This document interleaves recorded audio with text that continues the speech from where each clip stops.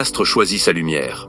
Tu finiras éternellement comme cette roue de secours qu'on extrait dans la panique des chemins boueux, qu'on serre à peine le temps d'apaiser une crise étrangère, et qu'on rejette dans l'oubli du coffre poussiéreux avant même que la pluie n'ait séché. Ta présence ne sera qu'un outil contingent dans l'atelier des vies autres, jamais le chef-d'œuvre central de ta propre galerie, condamné à rouiller dans l'attente vaine d'une sollicitation qui ne viendra qu'aux heures du désespoir. Arrête de quémander les miettes de validation tombées de la table des indifférents. Cette course épuisante n'est pas de l'humilité, mais une anémie spirituelle qui vide tes veines de leur sève vitale. Une asphyxie lente où chaque acquiescement forcé creuse ton désert intérieur. Tu n'as pas été sculpté pour végéter en périphérie de ta propre existence, spectateur hagard du film des autres où tu joues les figurants interchangeables, tandis que ton scénario divin moisit dans les tiroirs de tes renoncements. Combien de fois as-tu étouffé ta voix au bord des lèvres? Pour ne pas déranger le silence complice qui arrange les sourds volontaires? Combien de génocides intérieurs as-tu commis en enterrant tes vérités sous les décombres du « cela peut attendre » ? Chaque parole retenue est un assassinat de ton essence, un enterrement premier classe de ton identité dans le cimetière des convenances. Combien de fois as-tu plié tes ailes encore humides de rêve, pour que l'autre ait l'illusion de dominer un ciel dont tu as renoncé à explorer l'infini? Combien de royaumes intérieurs as-tu laissé en friche par peur d'éclipser les jardins mal entretenus de ceux qui crient leur médiocrité comme un étendard? Combien de fois t'es-tu interdit de briller de peur que ta lumière n'expose la pâleur des lueurs tremblotantes qui rassurent ceux qui préfèrent les cavernes? Appelle cela gentillesse si tu veux, mais reconnais la vérité crue. Chaque abdication est une stratégie de survie héritée des cavernes de tes blessures, l'armure rouillée de celui qui croit devoir acheter son droit d'exister au prix de son invisibilité. Sache ceci jusqu'à la moelle, le monde n'invente rien. Il ne fait que refléter avec une cruelle précision la symphonie que tu diriges dans le théâtre de ton âme. Si tu t'assieds à la table des festins étrangers en mendiant ton droit d'exister comme un chien qu'on tolère, on te jettera les os des repas finis quand les convives seront repus. Le banquet de ta vie deviendra l'aumône de tes propres restes. Si tu te places en option secondaire dans le scénario de ta propre épopée, on te reléguera dans les coulisses des accessoires temporaires, là où s'entassent les potentiels assassinés et les costumes jamais portés. Ton trône intérieur se transformera en tabouret bancal au pied des imposteurs que tu as toi-même couronnés. La vérité est écrite en lettres de feu sur le parchemin de l'éternité. Aime ton prochain comme toi-même. Ni en esclave prosterné, ni en tyran dominateur, mais dans l'équilibre sacré du miroir cosmique. Comprends bien, l'amour qui s'oublie n'est pas vertu mais vandalisme de l'âme, un autodafé où tu brûles tes propres forêts pour réchauffer des passants indifférents. Regarde-toi sans complaisance, quand tu bafoues tes frontières sacrées. Pour acheter à crédit l'affection factice des marchands d'illusions, quand ton « oui, menteur étrangle le nom sacré qui gonfle dans ta gorge, quand tu offres des bouquets précieux aux autres en piétinant ton propre jardin jusqu'à n'y laisser que boue et racines déchirées, tu enseignes au monde la grammaire de ton mépris. Tu ne bâtiras rien de durable en troquant tes fondations contre des promesses volatiles. Et tu ne connaîtras jamais la paix si tu continues à t'éloigner de toi pour aller vers ceux qui ne se cherchent même pas eux-mêmes. Chaque fois que tu te trahis, le monde t'applaudit.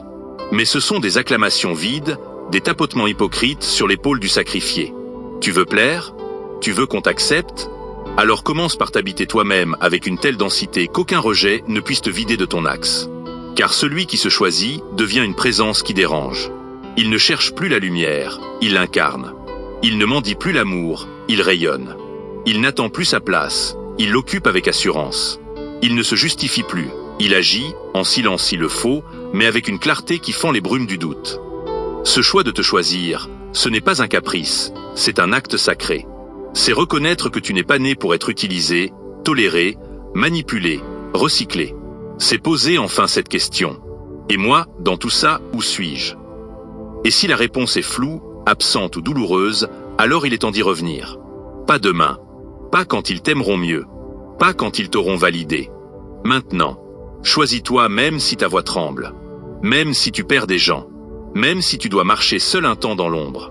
Mieux vaut le silence d'une solitude vrai que le bruit vide des relations qui te grignotent.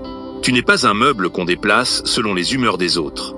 Tu es une montagne, et ta présence doit peser. Alors redresse-toi. Redresse-toi comme un arbre qui refuse de courber l'échine face aux vents ingrats. Redresse-toi comme un roi déchu qui se rappelle enfin le nom de son royaume. Redresse-toi et reprends possession de tes terres intérieures, celles que tu avais cédées contre un peu d'attention, un peu de paix, un peu d'amour frelaté. Ce que tu attends des autres, c'est ton âme qui te supplie de te l'offrir. Ce regard, offre-le toi. Cette tendresse, donne-la toi. Cette reconnaissance, accorde-la toi. Car personne ne saura jamais honorer la totalité de ton être si toi-même tu continues de le fragmenter pour rentrer dans des moules trop étroits. Et quand tu te choisis, vraiment, tu cesses d'être dépendant des humeurs du monde. Tu cesses de courir après ceux qui t'ignorent. Tu cesses de te débattre dans des flots qui ne te mèneront jamais à bon port. La vraie révolution commence là, dans le refus d'abandonner ton trône pour des miettes. Il ne s'agit pas d'égoïsme. Il s'agit de survie. Il s'agit de dignité. Il s'agit de répondre à l'appel intérieur que tu étouffes depuis trop longtemps. Et cet appel dit ceci: tu es né pour plus que ça. Alors avance. Même en boitant. Même seul. Même incompris. Choisis-toi dans l'inconfort. Choisis-toi dans l'attente. Choisis-toi dans l'incertitude. Parce que le monde n'appartient pas à ceux qui attendent qu'on les appelle, mais à ceux qui osent s'asseoir, même sans invitation, à la table de leur propre destinée. Et si cette table n'existe pas encore, fabrique-la. Clouis tes larmes, vicie ta foi, sculpte-la avec tes cicatrices, et gravis en lettres d'or cette promesse. Plus jamais je ne me renierai pour qu'on m'accepte. Plus jamais je ne me perdrai pour être aimé. Désormais, je me choisis, et c'est non négociable. Tu n'as pas été créé pour être le support émotionnel de ceux qui refusent de porter leur propre chaos.